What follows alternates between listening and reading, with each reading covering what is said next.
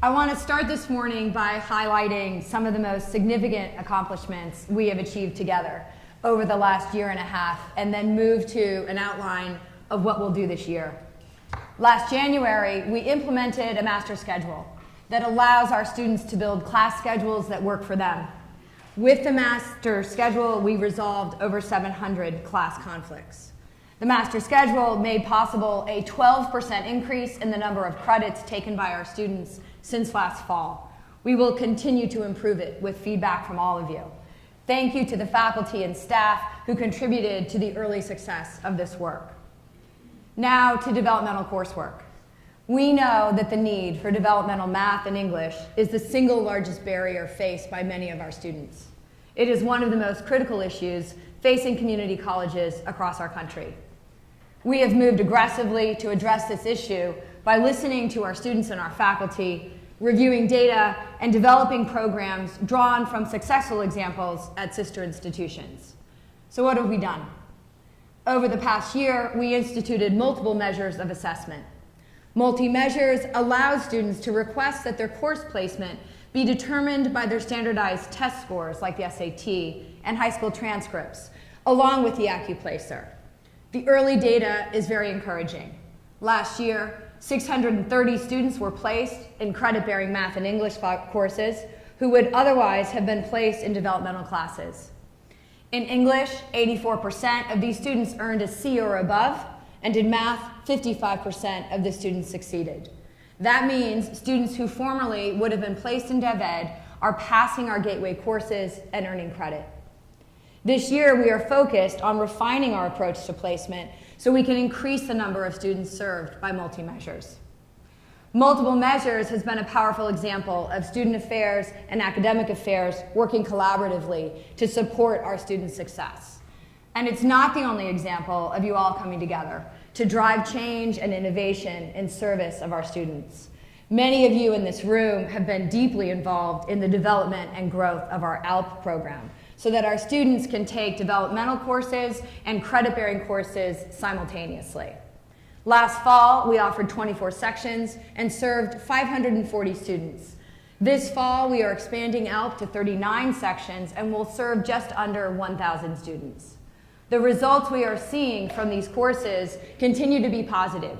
On average, 80% of our students pass the English co-requisite course each semester. Together, we are identifying roadblocks for students and are working creatively to remove them. For that, I thank you, and I encourage you to keep bringing your ideas to the table. Now to more 2017 highlights. We have adopted a prior learning policy that recognizes our students' previous academic, military, and work history with college credits. Prior to the development of this policy, only 1% of our students received prior learning credit. We have already seen that number significantly increase, especially with credits awarded to military personnel. We have more than doubled the number of credits awarded to our veterans since adopting an official policy, and we project to triple the number of vets who participate this year.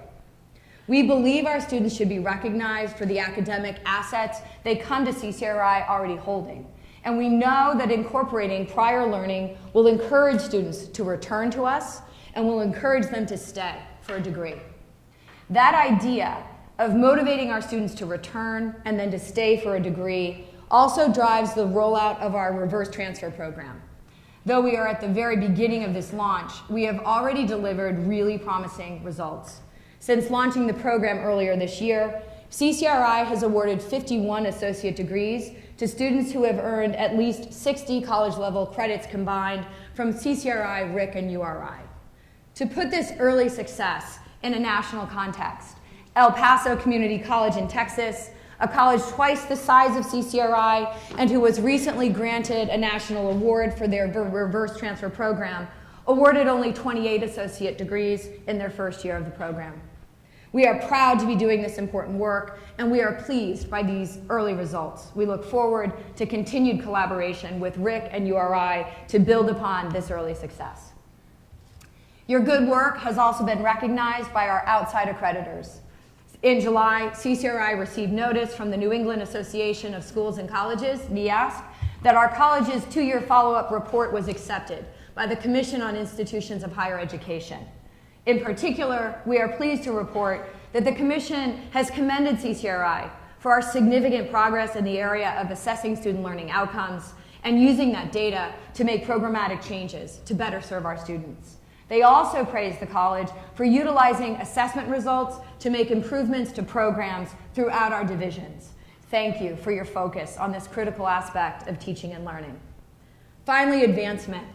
In June, we held our college's first ever Raising Opportunities benefit. 370 guests attended, 2/3 of whom were visiting this college for the very first time. And we raised $185,000 to enhance advising and counseling and other strategies to support our students. The benefit was an important step to creating a culture in Rhode Island of supporting this college and a critical step to helping us launch a serious endowment campaign. The benefit succeeded because of teamwork. I want to thank the teams in institutional advancement, physical plant, marketing and communications, and our terrific volunteers who worked so hard to make the evening a success. I am also thrilled to announce that just this month, our college received its largest individual gift in our history. A generous donor, Bika J. Manecki, is giving our college $500,000 in the form of a last mile scholarship, which will support our students with critical funding for tuition and fees to support them persisting to graduation. We are inspired by Mr. Manecki's generosity and his belief in our students and their ability to succeed. B's gift is a powerful sign to others, and we will use the Last Mile Scholarship to build the culture of philanthropy CCRI must have in order to fully realize our mission. I'd like to move now to outline our key initiatives for this academic year designed to positively impact student success. Rhode Island Promise. Rhode Island is now officially the 4th state in the country to offer free college tuition for our state's high school graduates. We are fortunate that the plan made it through the legislative process, and we are able to offer the Rhode Island Promise Scholarship to the graduating high school class of 2017. I want to thank all advising and counseling, the bursar's office, marketing and communications, enrollment services, EOC, financial aid, and academic affairs for your truly incredible teamwork to prepare for the launch of the Rhode Island Promise program. When I visited Enrollment Day 2 weeks ago, 200 students and families were served beautifully. My office received outstanding feedback from this event and others, and I'm so grateful for all of your work. We now have nearly 1,200 enrolled Rhode Island Promise students, which is a 25% increase over the number of our first-time, full-time Rhode Island high school graduates last year. To give you a sense of this accomplishment, when this program was launched in Tennessee, the community college system had a full year to plan and funding to market the program. They also saw a 25% increase in their first-time, full-time enrollment. We achieved this college the same increased enrollment and implemented in only 4 weeks and with no additional marketing dollars.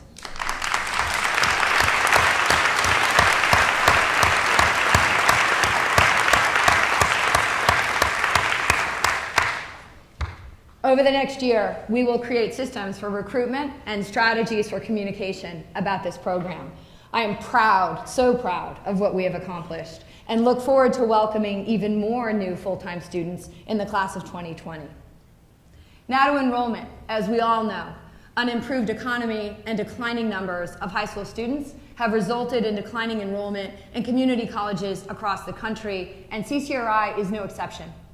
We care about declining enrollment because we want to support as many students as possible into a four-year institution and quality employment. That's our mission. We also care because our college is supported in large part by tuition dollars. In fact, tuition and fees make up nearly half of our budget. When we lose students, it affects our bottom line. So what are we doing? In addition to the initiatives I've covered this morning, including a master schedule, a PLA policy, a reverse transfer policy, and the Rhode Island Promise, our student affairs team is focused on new ways of meeting our students where they are in order to effectively enroll and retain them. They have streamlined the enrollment process, they have eliminated and consolidated fees, and they are communicating with students in more modern, efficient ways. Between fall 2015 and fall 2016, we had a 7% enrollment decline. Thanks to our streamlined processes and the launch of the Promise program, we know this fall's decline will be smaller. We finalize our enrollment numbers after the add drop period closes. But what I can share today is that we are seeing a 4% headcount decline, and thanks in large part to the many new full-time promise students, it appears we may finish ahead in terms of total credits relative to last year.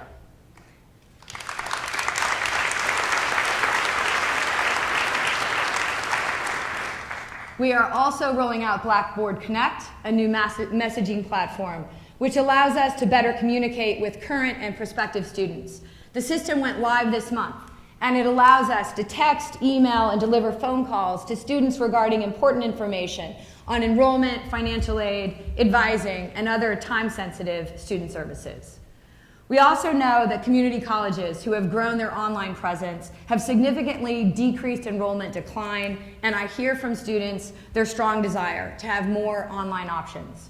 This year, we debuted our first fully online degree, and we have just hired our first director of instructional design and online learning to expand our online course offerings and provide our students with additional course options to meet their needs.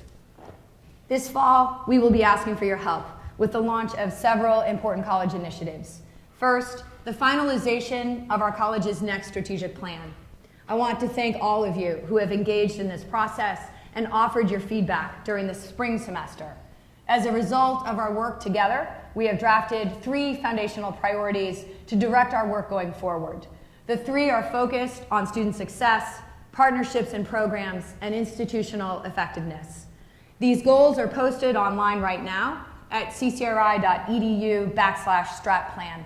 I encourage you to take the survey on our strategic planning webpage, which will be available on our website until September 15th. Please give us your feedback. We will be asking for your involvement again later this fall when the draft strategic plan with key performance indicators is available for review. It is our intent to have the plan finalized and shared with the Post-Secondary Council by December. Guided Pathways. This fall, faculty and staff will begin to develop our Guided Pathways model to create easier to follow program requirements for our students and to better position them for employment and transfer success after graduation.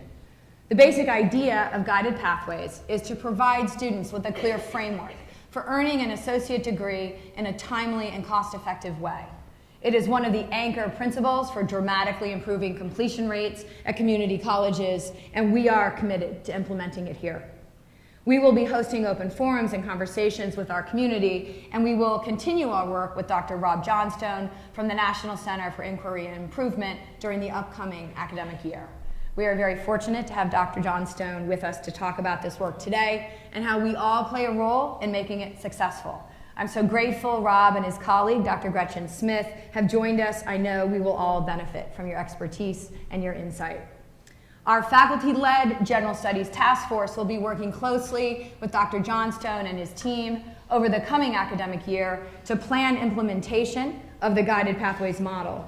Look to this task force for updates and outreach as this work progresses.